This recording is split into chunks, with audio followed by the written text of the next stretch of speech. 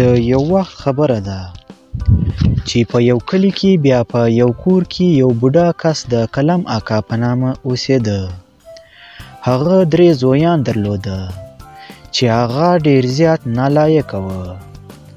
یوه ورځ هغه بوډا کس کلم اکا له ځان سره یو فکر وکړ چې دا خپل جایداد به په خپلو بچیانو باندې برابر تقسیم کړم او دا پاتې ژوند به مې په آرام او سکون سره تیر کړم.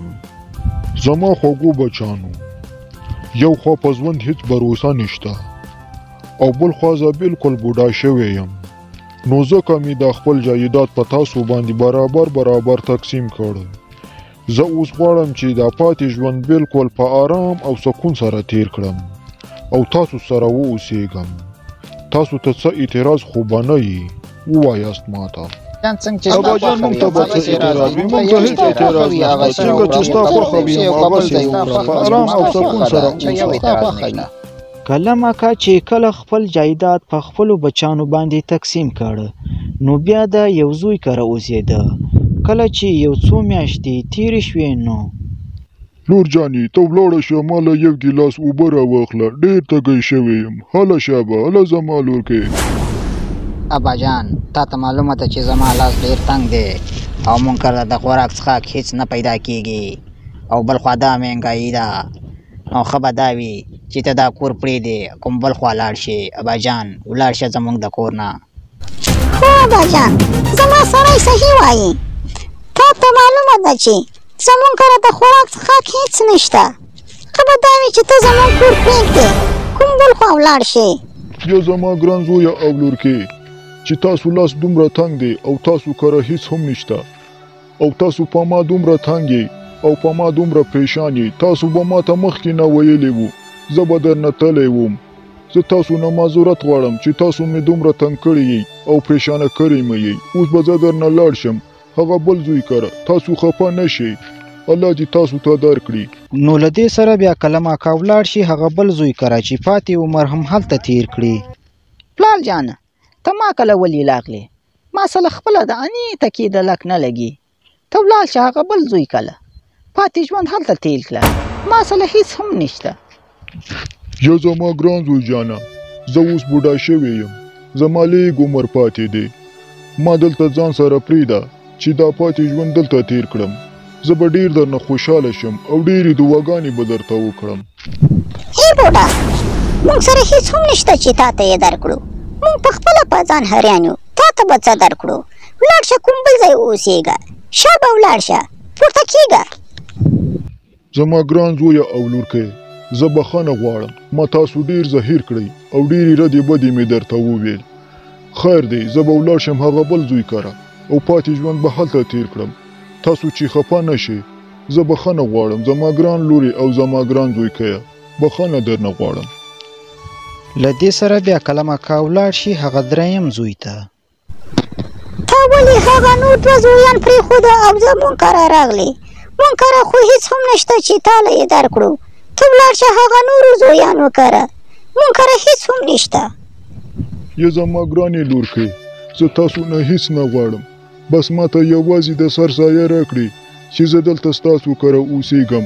زه به ځان ته مزدوري کوم او ځان به پې ساتم.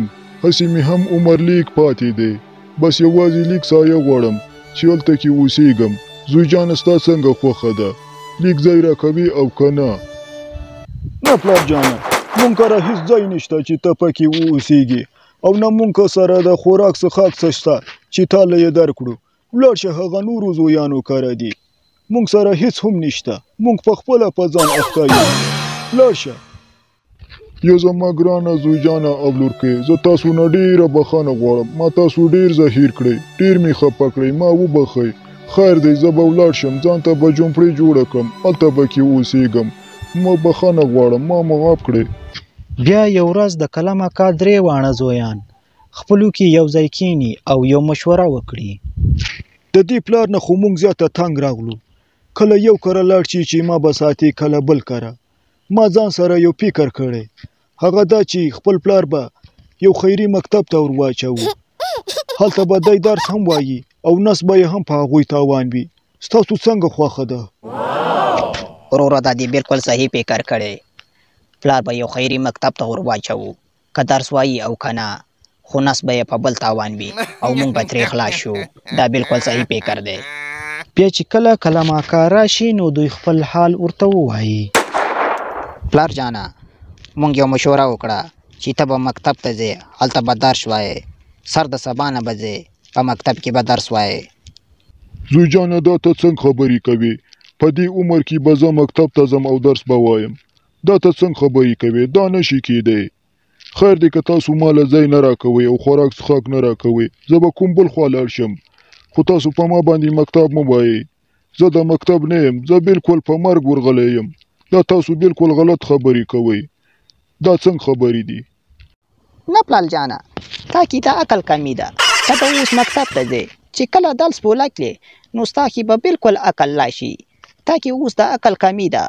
موږ تا ځکه مکتب ته لیږو هو پلار جانه دوی بالکل صحیح وایي سر د سبا نه به تېږې مکتب ته هلته به یو خوا درس ووایي بل خوا به د خوراک څښاک دپاره هم څه درته میلاویږي سر د سبا نه به ځې مکتب ته یا زما ګرانو بچانو ما کې د عقل هم کمی ده د خوراک څښاک دپاره هم را سره څه نشته د سر د پټولو دپاره هم را سره څه نشته څنګه چې ستاسو خوښه وي هماغسې وکړئ که مې مکتب ته لیږئ که مې جهنم ته لیږئ خو ومې لیږئ زه تاسو نه خفه کوم ما وبخئ ما تاسو ډیر زهیر کړی یئ تاسو خفه نشئ زه به لاړ شم مکتب ته بیا نو کلم اکا پریشانه او په فکر کې د یو ونې بیخته ناست وي چې هلته کې یو امیر ترین کس په اس سپور وي او د خواته راشي ی بوډا څوک یې چې دلته ناست دی د ونې بیخته ولې داسې پریشان یې ووایه ماته که څه مسله وي نو زه به یې درته حل کړم شابه ووایه بوډا صاحب هیڅ پریشانی هم نشته هسې زما زویانو ما ته ویلي چې ته به مکتب ته ځې اوس ته ما ته ووایه چې په دې عمر کې مکتب ما ته څه ګټه کوي او زه به په مکتب کې څه وکړم چې ګر سره درس ووایم نو ما ته به درس څه ګټه وکړي زه خو په مرګ ورغلی یم زما زویان ما ته وایي چې ته به مکتب ته ځې او درس به وایې دا ټیک ده او که نه کلم اکا داسې معلومیږي لکه چې ستا زویان ډېر زیات نالایقه دي د داسې نالایقو لپاره زما ډېر ښه چل زده دی ته دلته زما خواته راشه زه تا ته یو چل ښیم بیا ګوره چې څنګه ستا زویان ستا خاطر کوي ته اوس دا صندوق واخله او ځان سره یې کور ته یوسه زه تا ته یو چل ښیم هغسې وکړه بیا ګوره چې ستا زویان څنګه ستا خاطر او ستا عزت کوي بیا هغه امیر ترین کس و کلم اکا ته په غوږ کې پټ پټ یو څه ور وښیي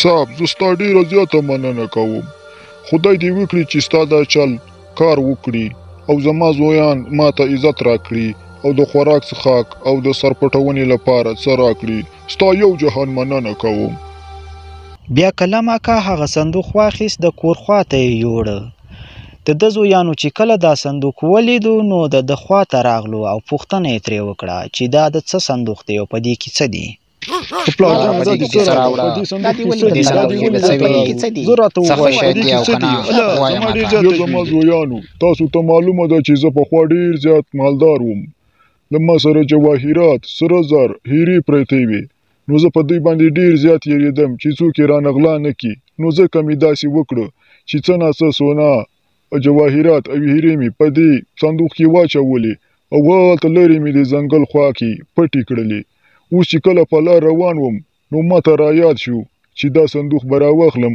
او څه ناڅه ګزاره به پرې وکړم ما نه خو ته اوسه هیر ول بس اوس یو دم رایاد شو ځکه مې دلته راوړو اوس په دې صندوق ته تر هغې څوک لاس نه ور وړي تر څو چې زه مړ شوی نه یم کله چې زه مړ شوم نو زما دا وصیت دی چې دا صندوق به د زما د هغه زوی وي چا چې زما ډېر عزت وکړو ما ته یې خوراک څښاک راکړو او ما ته یې د استوګنې لپاره ځای راکړو دا صندوق به د هم د هغه وي ټول سره زر به د هغه وي یاله زما ولونو زما دا پلار په ما ډېر زیات ګلان دی په تاسو هېڅ ګلان نه دی تاسو یې عزت نه کوئ ما یې پخوا هم ډېر زیات عزت کاوه او اوس یې هم ډېر زیات عزت کوم نو ځکه به دی ما سره اوسیږي زه به دته خوراک څښاک کم ورکوم او د استوګنې لپاره به یو جلا کوټه ولته جوړه کړم ښه ښایسته کوټه به ولته جوړه کړم دی د ما سره اوسیږي زما وروره ګپ به نه لګوې زما پلار په تاسو دوه باندې هیڅ ګران نه دی، دا یوازې په ما ګران دی. ما یې پخوا هم عزت کړی او اوس یې هم عزت کوم. دی به ما سره اوسېږي، دی به تاسو سره هېڅکله نه اوسېږي.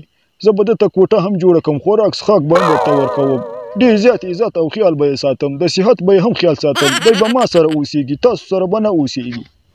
یاره ورونو هسې چټي به نه غږېږئ. زما پلار په تاسو باندې هیڅ ګران نه دی، تاسو یې هیڅ کله عزت نه دی کړی. هر وخت ورته کنځل کوئ او د کور نه یې شړئ.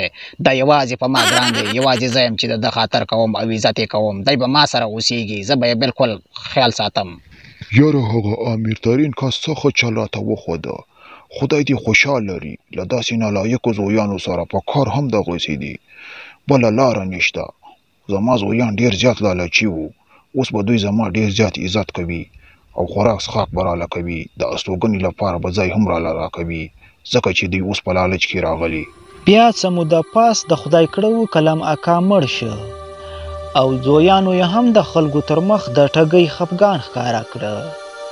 کلم اکا له یې قبر وکینده، کلم اکا یې کې پټ کړه او کلم اکا له یې فاتحه هم وکړه، ځکه دوی غوښتل چې کلم اکا زر کې مړ شي او دا سونا او سره زر یې دوی ته پاتې شي. زما د پلار دا صندوق به اوس زما وي، ځکه ما یې ډېر زیات عزت وکړه او خوراک څښاک مې هم ورله ورکړه. اوس به دا صندوق زما وي، دا د بل چا نشي کېدی. لور جانه دا صندوق ستا نشي کېدی، ځکه ما یې ډېر زیات عزت کړی و، خوراک څښاک مې هم ورله ورکړی و. دا صندوق به اوس زما وي، ستا نشي کېدی. یالا زما ولونو زما ولونو، دا صندوق ستاسو نشي کېدی، دا یوازې او یوازې زما کېدی شي، ځکه چې هغه پلار په ما ډېر زیات ګلان و، ما یې ډېر زیات عزت کاوه، ما خوراک ولته ورکاوه، ما څښاک ولته ورکاوه، ما ځای هم ولته ورکړی و، هغه ما سره اوسېدو، نو ځکه دا صندوق زما کېدی شي. تاسو هلته کلال کښېنئ. د کلم اکا زویان په دې باندې سره متفق نشو چې صندوق به یوازې او یوازې د یوه وي، بلکې دوی په خپلو کې یو فیصله وکړي چې تاسو راسئ د دې صندوق نه به سره زر راوباسو او په خپلو کې به یې برابر تقسیم کړو. دوی چې کله په دې فیصله باندې سره متفق شول، نو بیا یې صندوق خلاص کړه چې د صندوق نه سره زر راوباسي، خو د صندوق نه د سرو زرو په ځای باندې ایله پیله ماتې شوي خښې راتوی شوې. دوی حق حیران پاتې شول او دوی ډېر زیات پښیمانه هم شول چې موږ ډېر زیات لالچان یو چې خپل بوډا پلار مې د کور نه شاړه او هغه ته مو ویل چې ته به مکتب ته ځې، تا کې د عقل کمی ده. د عقل کمی خو یوازې په مونږ کې ده. اوس زمونږ پلار زمونږ سره څنګه عقل وکړه، زمونږ دپاره په کار هم دغسې و. او بیا د کلي والا د کلم اکا په زویانو پسې ښه ډېر وخندېده او هغه یې ډېر زیات بې عزته کړو. یا له کلم اکا دل ښه سړی و، خو دا زویان یې بلکل لالچي او نالایقه دي. ته ګوله خپل پلار یې د کور نه شاله، خوراک څښاک یې نه ولته ورکاوه، ځکه چې هغه سره هېڅ هم نه و، ټول جایداد یې په دوی باندې تقسیم کړی و. خو پلار یې هم ښه چل ورسره وکړو، دوی دپاره په کال هم دغسې و. ګرانه دوسته، له دې کیسې څخه ما او تا ته کوم سبق حاصل شو؟ دا به ته ماته په کمنټ کې ولیکړې. محترمه دوسته، که دا رقم تعلیمي او سبق آموز کیسې اورېدل غواړې نو زموږ چینل در سره سبسکرایب کړه. موږ هره ورځ کوشش کوو چې تاسو ته دا رقم تعلیمي او سبق آموز کیسې خپرې کړو. ډېره زیاته مننه. تر بلې ویډیو پورې د لوی الله په امان.